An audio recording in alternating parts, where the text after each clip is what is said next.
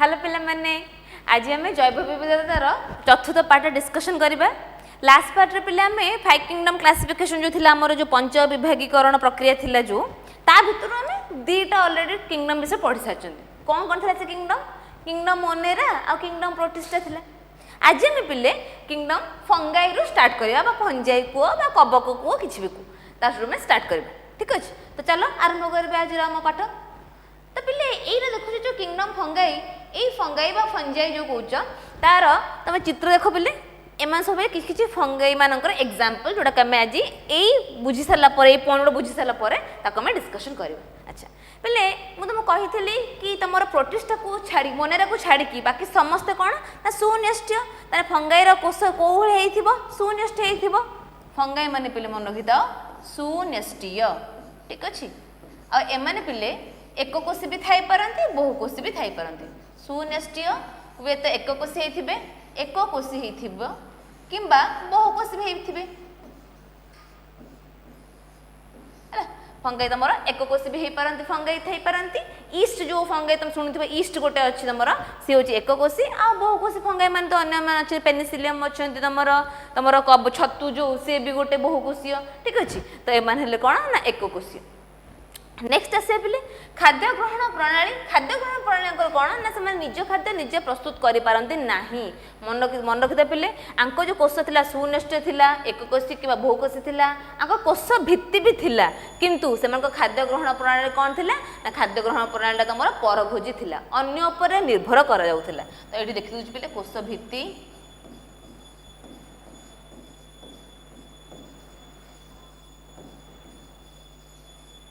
खाद्य ग्रहण प्रणाली कौन परभोजी अन्य पर निर्भर करती किंबा मृत शरीर पर भी निर्भर करती। मृतपोजीवी माने पिले जेतेबेले कि कौनसी गोटे जीवटे मरी जाए ता ऊपर निर्भर करके से मृत शरीर उपरे बा पची सड़ी जाइथिबा शरीर जो पचा सड़ा मांस बा शरीर उपरे जेतेबेले सब जीव माने आसिक खाद्य ग्रहण करती ताको कहि परबा मृतपोजीवी। तुम जानथिबो पिले गोटे कि प्राणीटे मरीगला माने से रास्ता कड़े पड़ी थाए कुकुर हो कि बिले हो तो कौन होता है ना सी कौन करे ना जो किछि दिन गला पर से जगह से न थाए कहीं ना यही जो फंजाई माने कबक माने कौन करते खाई देख भी ताको नष्ट कर दे थांती। ठीक अच्छे तो ये माने फंगाई माने कौन करते मृत जीव मानक मध्य ताकर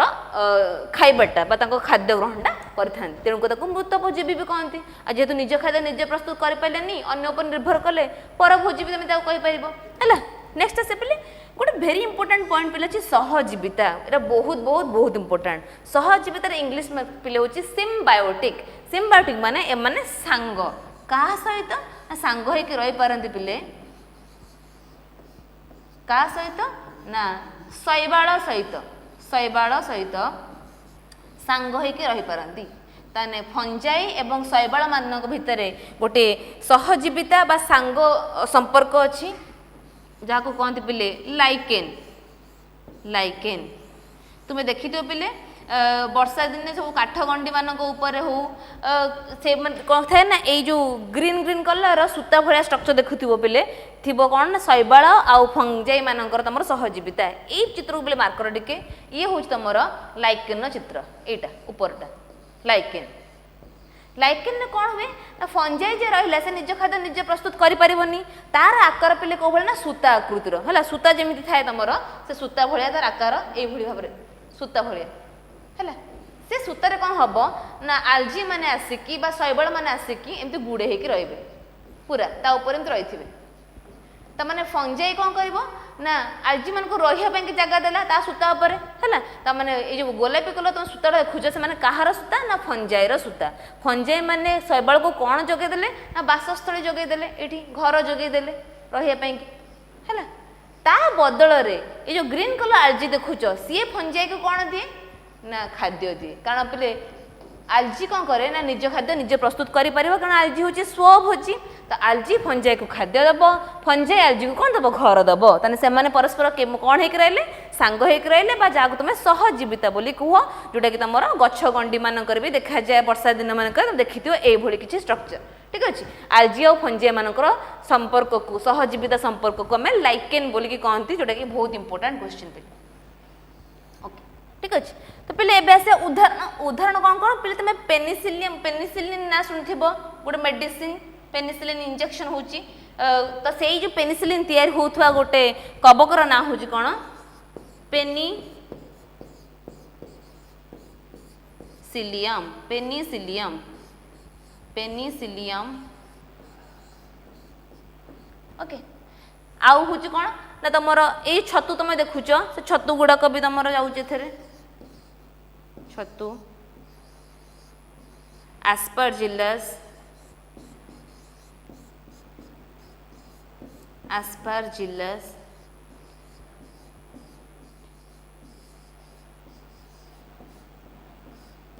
एमन समस्त कौन ना फंजाई ग्रुप रे जानती ना फंजाई विषय में केते नुआ कथा जानिले कि फंजाई माने कौन करती ना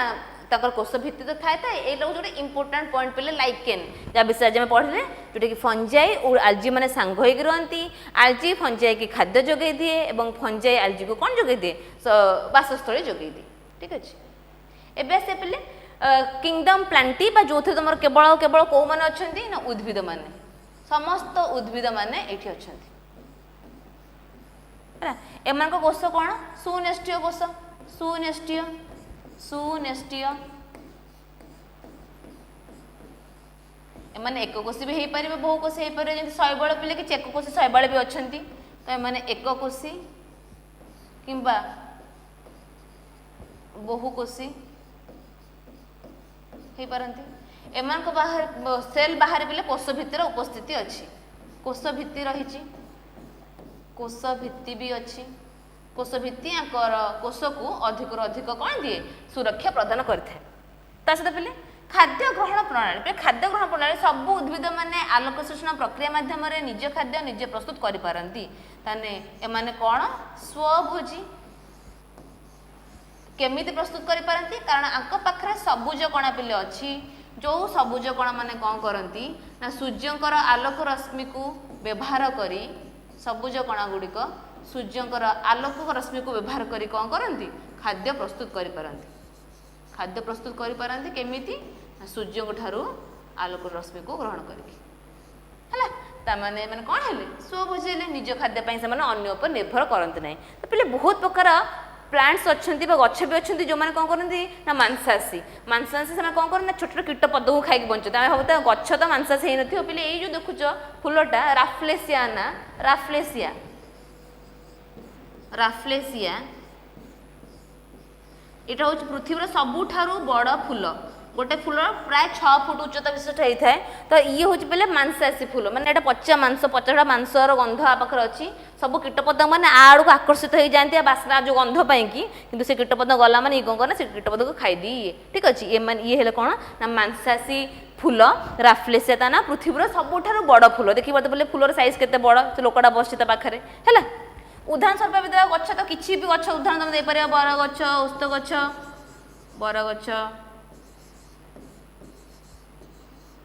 ओस्त गछ हो राफ्लेसिया हो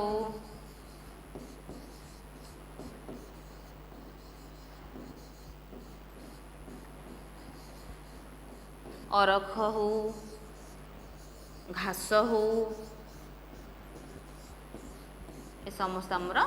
उद्भिदर ग्रुप रे जिबे बा प्लांटीर ग्रुप रे जिबे ये थिले पिले किंगडम प्लांटी जो देखिले आम कौन ना जो मन पाखे कोष भित्ति अच्छी आलोक शोषण प्रक्रिया द्वारा से निज खाद्य निजे प्रस्तुत करिपारंती से स्वभोजी बोलिकी कहुए नेक्स्ट आसे पिले किंगडम एनिमलिया एनिमलिया माने जो थे कि समस्त प्राणी माने प्राणी मनुष्य भी एथरे इंक्लूड होके अच्छी तो आर कोष कौन आर कोष भी सुनेष्टीय सुनेष्टीय एमाने सुनेष्टीय एमान पाखे कोष अंगिका गुड़िक बहुत बढ़िया कोष बिछेक रही था कोष अंगिका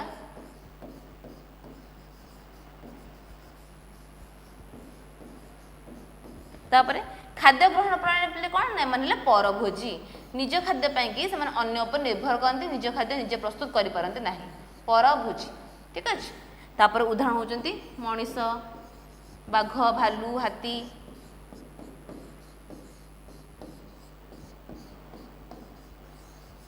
चित्र देखिए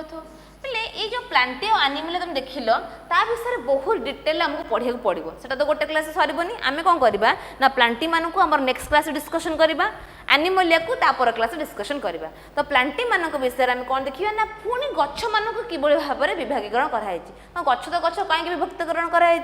पिले गछ मान को साइज को लेकिन तांकर जीवन शैली को लेकिन तांकर खाद्य प्रणाली को लेकिन किमती से खाद्य प्रस्तुत करूँगी से सब को लेकिन कौन कर विभिन्न ग्रुप रे डिवाइड कराई तुम जानते बोले किसी गच जो मंजी अच्छी किसी गच मंजी ना किसी गच फूल फुटे किसी गच फूल फुटे ना तो सेमती गछ गुड़ाक विभिन्न प्रकार होता है एनिमल मैंने पे जानते किसी मैंने जलचर अच्छा स्थलचर अच्छा उभयचर अच्छा किसी मैंने आकाश उड़ी पारती किसी मैंने खाली पानी रे रहती तो तांको लेकिन आम गोटे ग्रुप बनई पारिबा तो पे नेक्स्ट क्लास रे आमे प्लांट्स आउ एनिमल्स बा किंगडम प्लांटी बा किंगडम एनिमलिया मान विषय में बहुत भल भाव में डिटेल पढ़ा आशा करे 5 किंगडम क्लासिफिकेशन तुम पूरा क्लीयर हो जाइथिबो से जो टेबल थिला ताको पूरा भल भाव में मन रखिबो तापर आमे गोटी गोटी दिन प्लांट किंगडम रो स्टार्ट करबा नेक्स्ट क्लास रे